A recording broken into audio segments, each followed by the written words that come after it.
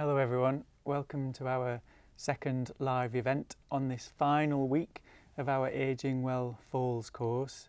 It's a real shame that it's the final week and I'm really going to miss the course. For anyone who didn't join us last time, I'm James and I'm a clinical lecturer here in Newcastle, and here we've got Julia Newton. Hi, I'm Julia Newton. I'm Professor of Ageing and Medicine at Newcastle University. And this week we've got Lisa Robinson. Hi, I'm Lisa Robinson. I'm a physio in the Falls and Syncope Clinic in Newcastle. So as it's the final week, let's start off with thinking about what's been our highlights so far.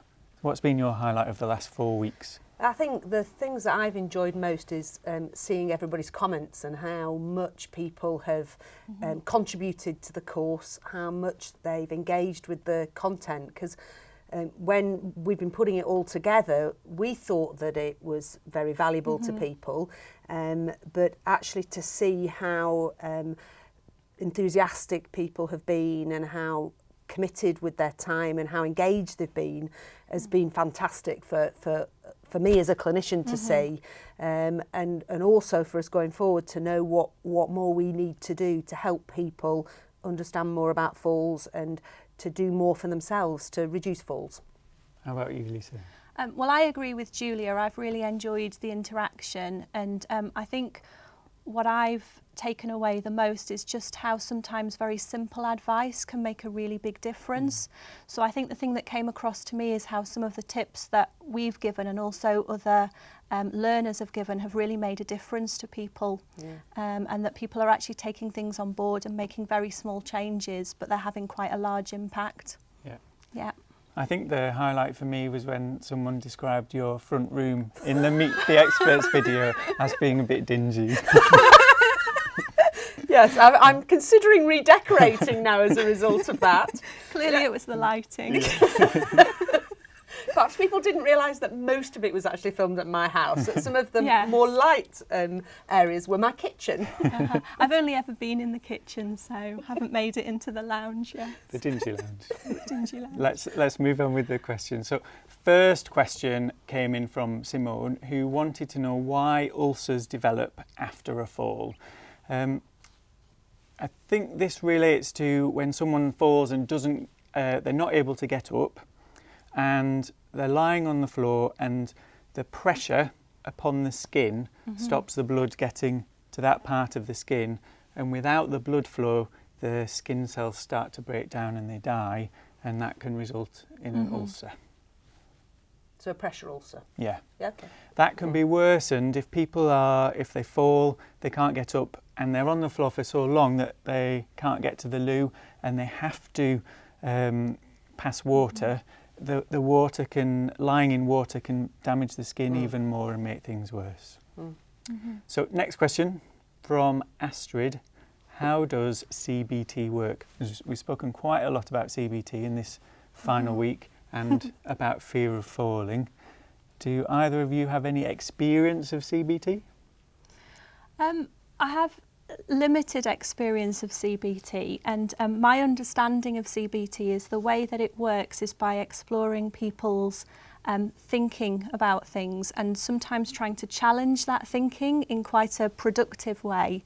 So sometimes we just make assumptions and we make thoughts about things, and sometimes they aren't terribly helpful, and I think sometimes challenging that thinking in a productive way is often a good way to sort of improve and move on and change behaviour. Yeah, and there's the vicious cycle of having an intrusive thought about something. Yes. And then that thought changes the way the body feels. So it might cause a feeling of sickness or palpitations with a heart beating.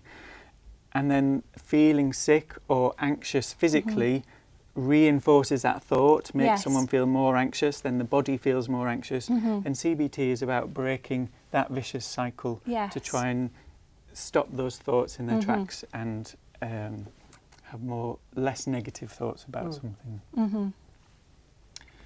So I think this one is coming to you, Julia. This is from Elaine and Charlene. Is there any specific advice for people who fall if they have Parkinson's disease? So Parkinson's disease is a neurological condition where people can often have difficulties with movement, getting movement initiated, and can have problems with tremor. So we call that bradykinesia, is the difficulty with getting movement initiated and slow movement. So people with Parkinson's disease can often walk very differently, so they can have problems with balance and gait, so the way that they walk. So trying to keep mobile, a lot of the things that people have learnt through the course are very applicable to people with Parkinson's disease. But also people with Parkinson's disease can often have problems with blood pressure regulation, so they're more likely to drop their blood pressure when they stand up, partly because of having Parkinson's disease itself, but also partly because of some of the tablets that people with Parkinson's disease need to take to keep their mobility better.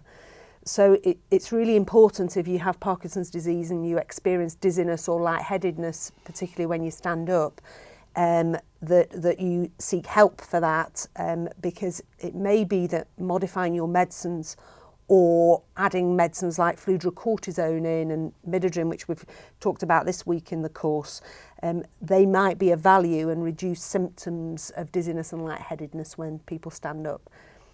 So I think in general, dizziness and lightheadedness, go and seek help for that because there's treatments for it, but also keeping generally fit, active, taking Parkinson's medicines if you're prescribed them so that you can keep more mobile. Lisa might, from a physio point of view, might have something to add to that, but from my point of view, that from a medical point of view, that's the sort of things we'd look for in the clinic. Yeah, I mean, as you say, it's often multifactorial, isn't it? So a lot of people with Parkinson's, as Julia said, they become very slow in their movement, their walking changes, often their posture changes as well, and they become more flexed, and that can often make them more off balance. And also they become very stiff in their movements as well. So I think trying to keep active and obviously trying to keep mobile as well, because Parkinson's disease is a progressive condition. So trying to delay, those changes as quickly as possible. So being active and trying to keep mobile as well. And I guess another important aspect is to make sure they let the team looking after their Parkinson's disease know if they've got problems with their balance or with falls, because then they can access the falls services. Definitely. So next question comes from Caroline.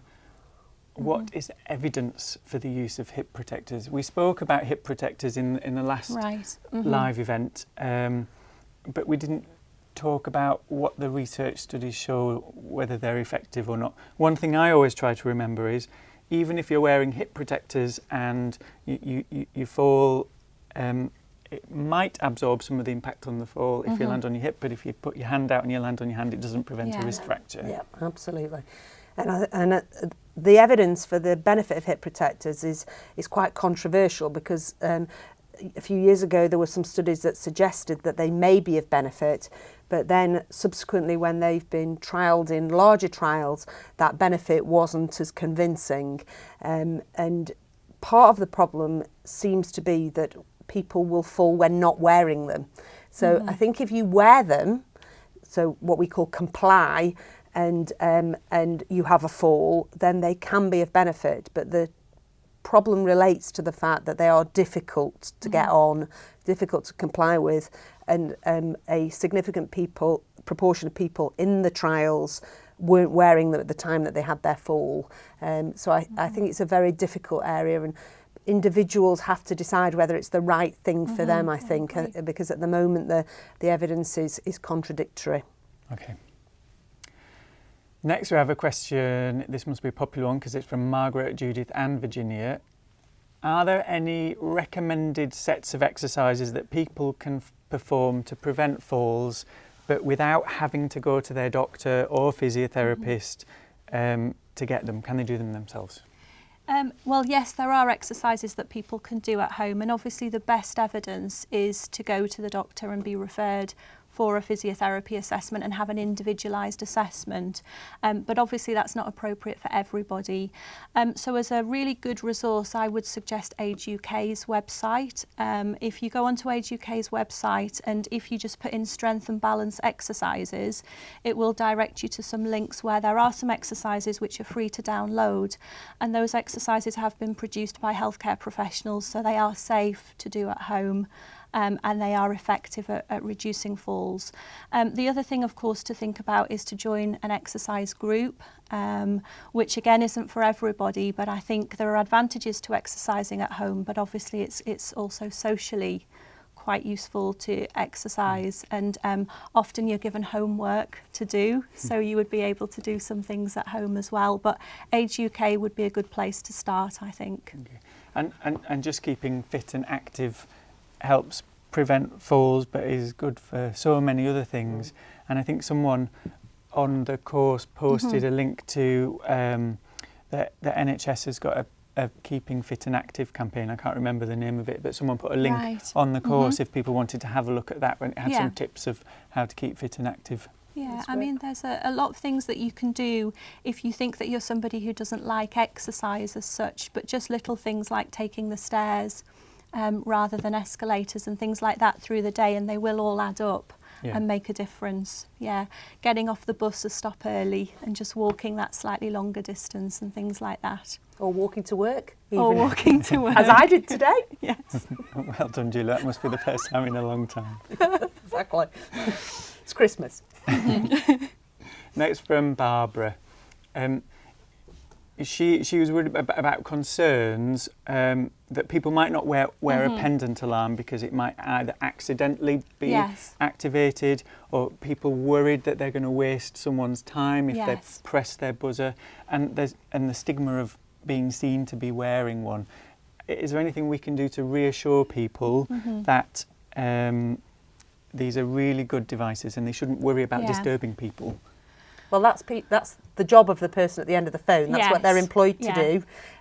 So actually, in terms of a job creation scheme, think about it like that, actually it's lots of people wearing these devices who ultimately feed into somebody who has a job as a consequence.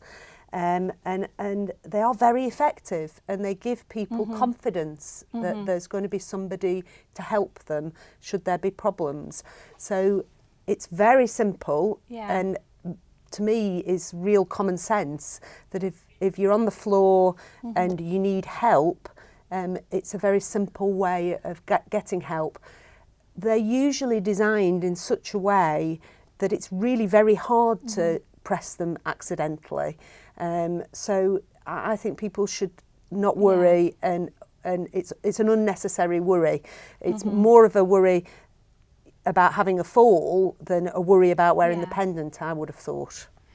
Yeah, I mean, certainly I agree with Julia, and I think from my experiences working in the community, I think people are very happy to answer the calls, particularly if they are a false alarm. I used to work in a service where people would stay with us for up to 6 weeks, and we used to do lots of home visits and overnight stays.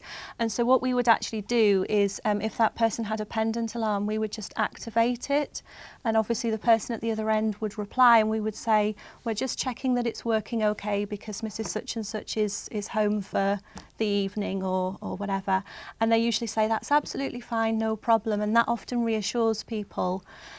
With regards to acceptability, I mean, obviously they can be worn underneath the clothing, so if people don't feel that they want it on display, then just popping it underneath their shirt or their jumper is fine. Or the other option is the wristwatch, which again sometimes people feel is less noticeable. And that's sometimes more difficult to activate accidentally as well. But they would much rather people pressed it or it went off accidentally, and they would just say, oh yes, sorry, I pressed it accidentally, than people didn't wear it or they didn't use it and they had a fall. Yeah. I would also sort of add that actually the reluctance to wear it because of what people might think actually is a cultural issue, and older people shouldn't worry about what the general public think. That's the general public's fault, not the person who's wearing the device's problem. And actually in society we should be much more accepting of our older people and the technologies that they might need to remain independent. Because ultimately, the more technologies we can introduce that allow people to remain independent as they age, the better it is for society. So I think more and more we'll start to see things developing that will allow people to remain in their own homes, and pendants are just one of them. And I think someone pointed out on the course that you can get a mobile phone that has an alarm button on it to contact people. So if that's more acceptable to people, then that might be a good idea. The difficulty is you've got to have that with you, haven't you? Oh, yes. And I leave my mobile phone all over the place. Whereas actually the pendants are great because they're physically, or the watches, because they're physically attached to you. So wherever you go, it's there and you can't lose it or leave it somewhere. And I think as well, it's a bit like anything new. When you first get something new, you're a little bit self-conscious about it. And some of our patients who come into clinic actually come into clinic with their pendant alarm on, and they've actually forgotten that they've got it on because it's become such a part of, you know, their daily routine. So they'll actually still have it round their neck when they come to their appointment. And that's great to see because it means that they're wearing them. And just for anyone that doesn't know how they work, we added a link onto the page on the course where people could go and visit a website from a company who makes them, and they show how they work and how they can be used. So next question is from Judy. Why do we take smaller steps when we're fearful of falling, and why does that especially occur on ice? Well, I can answer the question relating to ice, and it's all to do with friction and balance. So when we put our foot forward, we land on the back part of our foot and the pressure is going forward. And when we take off from our back foot, we take off from the front part of the foot with pressure going back. So that's two small areas on a slippery surface with a lot of pressure going through them, and that's why that increases the risk of falls, as opposed to two flat feet on the floor, because smaller steps allow us to put our feet flat on the ground rather than our heel or our toe, and that increases the friction and can prevent falls. I don't know why we take smaller steps in other areas where we might be fearful of falling, but it might be learned behaviour from a fear of falling on ice. Yeah, it could be, and I think it's the same principle. I think it's about maximising the amount of time that you have both feet in contact with the floor. And obviously we talked about Parkinson's disease before, and people who have Parkinson's disease tend to develop quite slow shuffling gaits, and that puts them at more risk of falling. But as you say, the normal way to walk is to stride out with the heel down first, and when people shuffle, although they feel that it makes them safer, it actually makes them more prone to tripping and falling because they don't pick their feet up as well as they should do. And going back to the issue of ice and snow, there was a trial showing that those devices you can buy that attach onto the bottom of your shoes actually do prevent falls on snow and ice. So if anyone is particularly worried, there is evidence that they do work. So next one for Lisa and Julia from Claire and Dominique.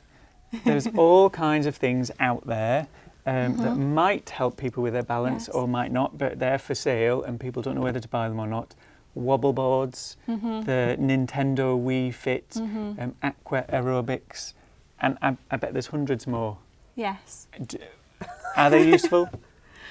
I think everything's useful within the right context. I think there's good evidence emerging, good scientific evidence for Wii Fit as an exercise.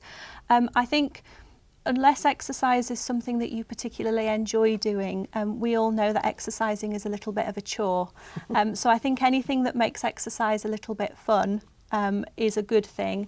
And I think increasingly I'm getting reports from people who are coming in and using Wii Fit with their children or their grandchildren. And I think, again, that makes it a little bit more normal as well, like Julia was saying, a little bit more acceptable to exercise. So there is good evidence for that. Aqua aerobics, again, is a good exercise for strengthening and also for cardiovascular fitness. The advantage to exercising in water if people have painful joints is that it provides support. exercising in water wouldn't necessarily improve balance, but it would improve strength and endurance, which indirectly could improve balance. And again, it tends to be quite an enjoyable activity. Wobble boards are good because we've talked a little bit on the course about the importance of ankles and how important they are for balance. But again, if somebody has very stiff, painful ankles, it can be quite difficult to control. So I would be a little bit cautious about that and maybe get some advice. But yes, they are good within the right context. The next one is from Deb, who wanted to know, can dehydration and a sedentary lifestyle contribute to problems with the inner ear and balance and falls, I guess? So when I was at medical school 10 years ago, I distinctly remember being taught about how alcohol affects the middle ear and why the room spins when we go to bed after we've been drinking. And it's because the hairy protrusions in the fluid in our inner ear detect the movement of the fluid as our head turns, and the density of that fluid affects how quickly that fluid moves, and alcohol very much affects how dense that fluid is. So when you go to bed at night, that fluid moves much more quickly than it would normally because of the alcohol, and it makes the room spin. So I would presume from that dehydration could make the inner ear susceptible to balance problems. So I would say avoid dehydration to keep the inner ear healthy. What about sedentary lifestyle, Lisa? Well, we've talked generally about sedentary lifestyles in terms of falls risk. Generally, I think in terms of inner ear problems, I wouldn't say that a sedentary lifestyle would cause an inner ear problem particularly, but I do know that not being active after an inner ear problem can delay recovery. So as we all know, if we've had an acute episode of dizziness, we tend to avoid moving our head and we tend to sort of try and control our movements very closely. But actually, because we're not activating those hair cells and we're not sending signals to the brain, that can sometimes slow recovery. So again, usually people recover naturally just because we become more mobile as we start to feel better. If that's a problem and if dizziness persists, then again, physiotherapy can often be useful, and there are graded sets of exercises that we can take people through to get them moving again and to help with their dizzy symptoms, and they're often very effective. I remember around 2 or 3 months ago I had an episode of labyrinthitis, and it was awful. Every time I moved or got up out of bed, the room was spinning and it's I was awful feeling. pretty much in bed for 2 days. And of course some people can have vertigo and dizziness for much longer periods, and it can really affect people's lives. Definitely. And that's why it can be quite a good idea, if it persists, to get some advice, because people are often worried about how much to do and what's too much and what are the right and wrong things to do.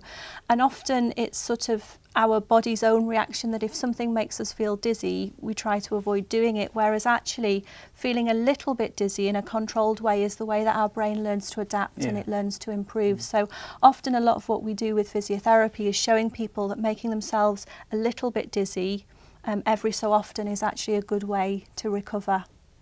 Have you ever had vertigo or lightheadedness? Not except for related to alcohol. When I was much younger and foolish. So I've experienced it, the bed spinning, and it's really is unpleasant. So yes, but I've never had labyrinthitis or vertigo itself. No. Have you ever fainted? I fainted when pregnant. So I had a couple of bad experiences when I was expecting my eldest, who's now 16, and that was very strange, the sense of lack of control, and you know, I could feel that my blood pressure was dropping and I had to lie down in the street, and people would step over me. It was just the most strange feeling, and when I sat up I felt very lightheaded again, and it went away again when I laid down. So I do have first-hand knowledge of that, but more the draining pre-syncope feeling rather than the vertiginous feeling. Have you ever had dizziness, Lisa?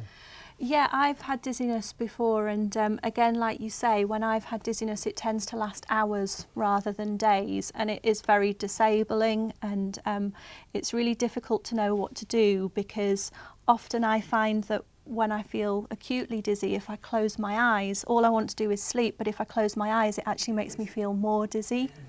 And often if I lie flat, it tends to make me feel more dizzy. So it's very disabling and it's very frustrating, but fortunately it's not something that's lasted more than a couple of hours. So, yeah. Okay. I remember there were lots of comments on at the very start of week 3 when we showed the video of how to get up after a fall. And the demonstration was in someone who was fairly fit and well and mobile. But there were lots of comments about people who have problems with their knees or their ankles or a lack of strength in their hands and arms. Are there other methods that can help people get up after a fall? Yes, and sometimes it is individualised. I mean, obviously that would be the way that we would recommend, because once you're on all fours, then you're able to be a little bit more mobile. So if there isn't a chair to hand, you can usually find somewhere that you're able to move to. If kneeling is difficult, then probably what we would recommend is that somebody try to shuffle on their bottom, which isn't as easy, but it is effective to see whether they can just lever themselves up on their arms. If getting up independently is difficult because of knee or other joint problems, then I think it goes back to having a strategy in place, such as the pendant alarm, or possibly a mobile phone, or some sort of way of summoning help, really. I think the other problem is that for some people, they haven't actually been down on the floor for a long time. I think as we get older, we tend to spend less time on the floor. And so I think what's frightening for people is that they just don't know whether they can get up or not. So they worry about not just falling, but the consequences of that fall. So one of the things that we do quite often is we actually, as part of our therapy, help people to get down onto the floor and explore the best way for them to get up, because they know that it's in a very safe environment, and if they have difficulties, that there's somebody there to help them. And sometimes that's just reassuring, just knowing that they've been down on the floor and they've been able to get up, and sometimes finding what's the best strategy for them as well. So yeah, I think the video for the lady getting up off the floor was very interesting, because that's my mum. Yes. If people hadn't realised there was a family likeness between us. Yes. And you're absolutely right in that she worried enormously about doing that manoeuvre. Yeah. But since she's been on the floor and you've taught her that, she feels much more empowered to be able to get up off the floor should something happen. Yeah. And that's made a big difference to her confidence. Definitely. So people's comments on the discussion boards were very interesting about her being very fit, because actually she's not perhaps as fit as people perceived her to be. And she most certainly had never been on the floor for many years. And after her fall, it was one of the things that she was very fearful about. Would she be able to get up if my dad wasn't there? Yeah. So it was very useful for her to learn that technique. Yeah, and obviously we went out to film that, and what you saw was a relatively short, you know, we did actually practice that for quite a long time before the filming, which was useful. And as you say, it's just worth putting the time aside, because it can be quite time consuming, but worth doing when you hear those kind of outcomes. So yeah. Okay. What about when we're outside and we fall over? Are the strategies the same or different? Very similar. I think one of the advantages or disadvantages, depending on the way that you view it, to falling outdoors is that there are often people around. And often people are very quick, although hearing Julia's account there, often people are very quick to come to your assistance, and that can be a good thing, but sometimes not so good, because often when you fall, you are a little bit shocked and a little bit winded, and people can sometimes be a little bit too ready to come and try and get you back onto your feet. And just as we said on the video, it's sometimes worth just taking a second just to make sure that you are okay and that you haven't injured yourself. So I think often there is assistance, but yes, I would probably say similar principles, you know, apply to look really, is there somewhere that I can pull myself up from perhaps, you know, kneeling or something like that, like a, you know, a low wall or a lamppost or something like that. But usually there is assistance available. And if not, then, you know, can somebody, you know, get some help in terms of, can they ring an ambulance or something like that for you? Again, not terribly dignified, and I think that's what people worry about, the social stigma of falling. But usually I think people are helpful in that sort of situation. Yeah, this issue of making sure it's safe to stand up first is so important. It is, yeah. And we see in clinic quite often that people have fainted. And people rush to their assistance, and the instinct is it help them to their feet, Yeah. but their blood pressure is low and they need to be down for their blood pressure to have time to get back up again. Yeah, absolutely. And there's no problem with lying on the floor. No. The only problem in people's heads is the as you say, the stigma of lying there on the floor. Yeah. You know, when I had my episodes and people were stepping over me, it was just the way it had to be, and I knew that I would never see these people again, and it didn't matter what they thought, and if they thought I was drunk or whatever, it didn't matter. Yes. I just needed to get feeling better, and that meant me lying down, and that's what we advise patients in clinic, is not to worry about what other people think. That's of no relevance. What you need to do is think about number one, and get that you're feeling well enough to stand up again without just keeling over again. And I think often, I mean, obviously I have been, you know, out and about and people have fallen, and I think usually what happens is that, you know, a passerby offers to take people home and things like that, and there's this thing that people have, no, I came to do my Christmas shopping, for example, I must carry on. And actually, if you've had a fall and you're shaken, then, you know, it's absolutely fine to go home and, you know, take it easy and things. But I think people are so kind of worried again about what other people may think, that, you know, I've come into town to do this and I must carry on doing it. And actually, you know, perhaps what you do need to do is go home and just take things easy for the rest of the day. One of the things that I'm always worried about is people trying to catch people as they fall. Yes. And using my own example of my mum and dad, my dad does have a habit of trying to catch my mum. And she has a habit of letting him, and actually that can be quite dangerous, because you can end up injuring yourself as a carer if you're not careful, and ultimately if you're fit and well, the consequences of you being pulled to the ground unexpectedly can have catastrophic consequences. So we are taught in the hospital that we have to be very careful if people are falling and not to catch them, because it may be detrimental to ourselves. And the same would apply out there in the community, is just, you know, don't try and catch somebody, because if they're going down like a sack of potatoes, you may hurt yourself, and that then you're of no good use to anybody. Yeah, I think that's a good point.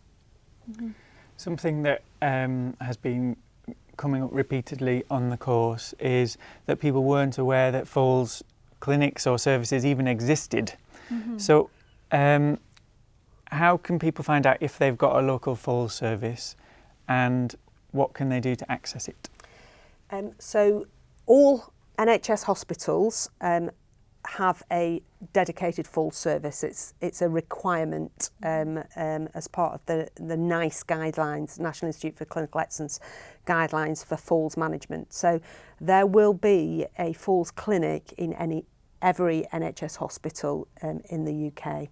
Now, in some places that will be a day hospital as part of the Department of Geriatric Medicine, or it may be a dedicated specific unit like we have in Newcastle, or it may simply be an individual who has an interest in falls prevention. And generally your local GP, your primary care physician, will know who are the falls experts, or what the falls pathway is for your local area. So that's probably a good port of call. if you're not in the UK, it's been interesting on the discussion boards, the differences between the services that are available in different countries. And I think the equivalent of a GP, primary care physician, would be a good port of call. It may be that your local council might have, or equivalent may have information, or local agencies in the UK, like Age UK, they have local offices. So the equivalent, wherever you are in the world, it may be worth checking out with them what facilities or services are available in your local area. And probably what I would say for people who can't access a falls clinic if they're elsewhere in the world is there are 3 of the most important things that they could do is ask to see a physiotherapist, ask to see an occupational therapist, and ask to have their medication reviewed with a physician or primary care if there is no dedicated falls service.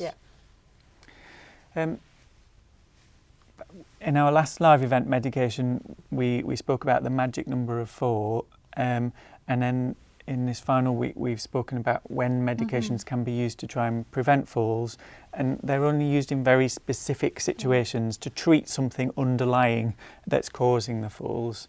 It was quite controversial, and I just want to make sure that people know that the medicines that we spoke about in week 4 are to treat specific underlying disorders which are causing the falls. Yes, so they're not treatments that prevent falls per se, so they are very much targeted at abnormalities that we know put people at risk of falls. So dropping your blood pressure is a perfect example. So we wouldn't anticipate that as a result of the course, thousands of people should go on these medicines to prevent falls in the future. They're targeted at specific conditions that we look for and diagnose in the falls clinic. And then also some of the medicines are there to treat or prevent the consequences of falls, which are things like fractures. So making sure that we treat osteoporosis and make people's bones better means that if people do have a fall, we hope they're less likely to break anything. Okay. And this is slightly related to medicine because I've heard you say this to patients before. Oh, I do. It's all about the importance of drinking water, avoid being dehydrated, and you say to people, think of water as your medicine. Yeah. So what we like is to recommend to people that they drink 2.5 litres of water a day. And the usual response when I say, and do you drink enough water? Is people always go, yes. And then I'll immediately say, and how much is enough for you? And it generally, almost without exception, is not 2.5 litres. And drinking 2.5 litres is really quite difficult. Really it sounds simple and just too good to be true, but actually if you give it a try, it's very difficult to do. And if you were to sip that amount of water, you'd be sipping water all day long, and that's what we call a behaviour change, and that's actually quite difficult to integrate into somebody's life. So the way I try and sell it to people is to take a pint of water 4 times a day, because you know, think about it in the context that water is your medicine. You take your medicine 4 times a day, and if you have a pint 4 times a day, then that will get a good amount into you that you'll be able to top up with other drinks throughout the day. And people seem to get that more than sipping water all day long, and as a consequence seem to be more able to comply with it, because it's easy as a doctor just give you a sheet or tell you to do something, but actually out there in the real world it's not often as easy to do as we would like to think it is. So giving people strategies that help them to do something easier tends to mean at the end of the day they're more likely to do it. Another tip that people tell me that they're doing is that they have a 1 litre or a 2 litre bottle, and they fill it up at the start of every day, and the target is that that bottle needs to be empty by the end of the day. Yes, that's a good idea. Yeah. The other thing people always, not always, often say is, I couldn't possibly drink 2.5 litres of water because I'll be going to the toilet all the time.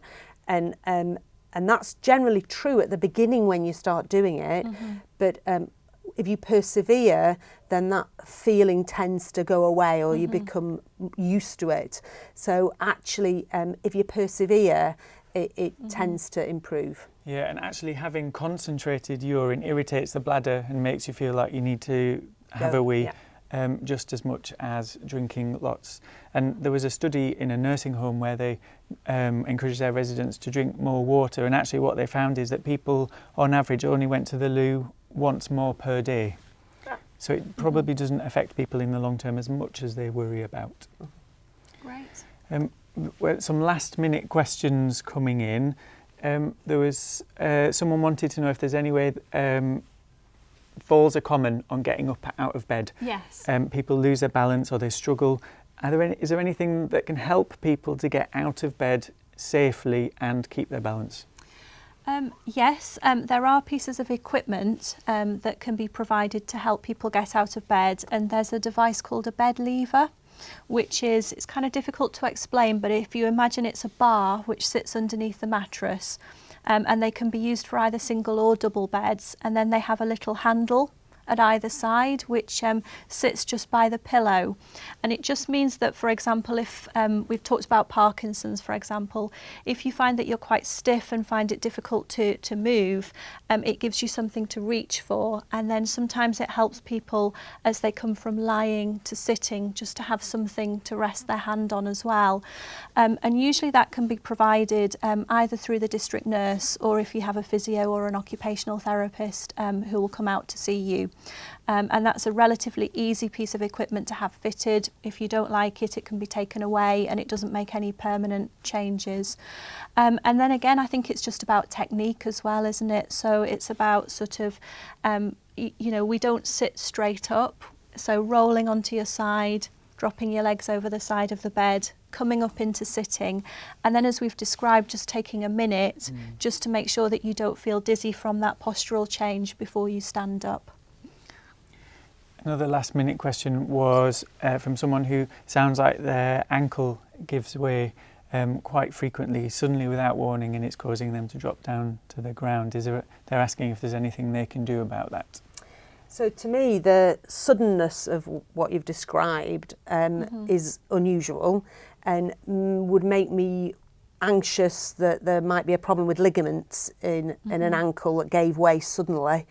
There's lots of things nowadays that can be done about ankles that give way, and in those circumstances I would not recommend just putting up with that. I would suggest seeing a doctor to see whether there might be something that could be done about that ankle, or whether there was a reason structurally why that ankle was giving way. Once you've been to the doctor and that was sorted out, the things to think about are perhaps strengthening the muscles around the joint. The same applies with any joint, a knee, a hip, ankle. Strengthening the muscles which support that joint might prevent it actually giving way in the future. Okay, let's move on to the final question. Will the course be available in the future, and can the participants access the resources that are there now? So the course officially finishes on Sunday, so people are free to sign up and do the course up until Sunday. And once joined up, people can keep coming back to access the resources, the videos, the downloads. So I would recommend, if you know anyone, then get them to sign up before Sunday so that they can continue to access them. And I would hope that we would be able to run the course again. I would hope. Yeah, I think the anticipation is that the response has been so overwhelming that we really want to give people, as many people as possible, the opportunity to access the course and the material within it. And the hope is that we'll be able to run it again next year. Obviously, we'll publicise that through Future Learn, and hopefully we'll be able to have another scheduled run of the course sometime in 2015. Yeah. And of course, anyone that you've learnt if you've any tips that have been useful for you, you can be part of our team and pass on those tips to people that you know that you're worried about might be falling or at risk of falls, just to make the impact of the course even bigger. Great, absolutely. So, final comment, what's your top tips for falls prevention? Oh, good question. So my top tips for falls prevention would be falls are not inevitable. They are preventable. So make sure that you invest in your legs. Make sure when you're younger that you do as much as you can to keep your muscle strength in your legs, so that as you age, you can keep that going and your legs remain strong. Get rid of stuff around the house that might get in the way and that you might trip over. And I think probably for me the final thing is empower yourself. Make sure that you know and understand why these things happen and what you can do to reduce your risk. How about from you, Lisa? I agree with Julia. I think you know, falls aren't an inevitable part of getting older. I think what this course has demonstrated to me is that there is often a lot that people can do themselves to help with falls, and that a lot of those things aren't massive things. They're actually quite small things but make a large difference, and they're not costly things either. So as Julia mentioned, things like decluttering, being more active. So if exercise is something that's really not for you and you know that you're going to absolutely hate joining an exercise class, just try and make a few small changes. So as I said before, take the stairs rather than the escalator or the lift, get off the bus a stop earlier and just walk a little bit further. You know, take the dog out for a walk, take the grandchildren to the park, you know, things like that. And I think it's just about recognising when you can manage this yourself and then when you need to get perhaps a little bit more professional advice and support as well. Okay, thanks Lisa. That's thanks okay. Julia. All the best to everyone for 2015, and thank you very much for joining us here today, and I'm sad to say goodbye. Bye.